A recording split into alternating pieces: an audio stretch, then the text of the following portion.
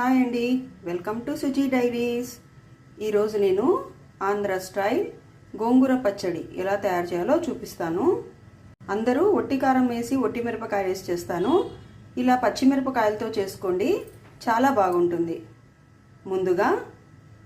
ముందుగా గోంగూరను బాగా కడుక్కొని పక్కకు పెట్టుకోవాలి.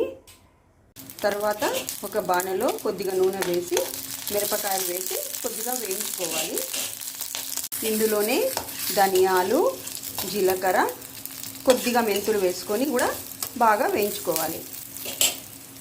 ఇలా ఇవన్నీ చల్లారాక మిక్సీలో వేసుకోవాలి. మిక్సీలో వేసేటప్పుడు కొన్ని గుడ్డలు, తగినంత ఉప్పు, ఒక 4-5 పచ్చి ఎర్రపాయ రబ్బలు వేసుకొని మిక్సీ చేసుకోవాలి. ఇలా మిక్సీ పట్టుకోవాలి. ఇలా బాణలో కొద్దిగా నూనె వేసుకొని మనం కడిగి పెట్టుకున్న గోంగూరను ఇందులో వేసి మగ్గించుకోవాలి.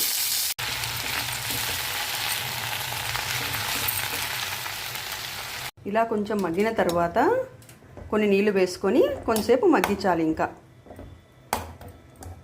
మగ్గిన తర్వాత కొద్దిగా పసుపు వేసుకొని స్టవ్ బంద్ చేసుకోవాలి.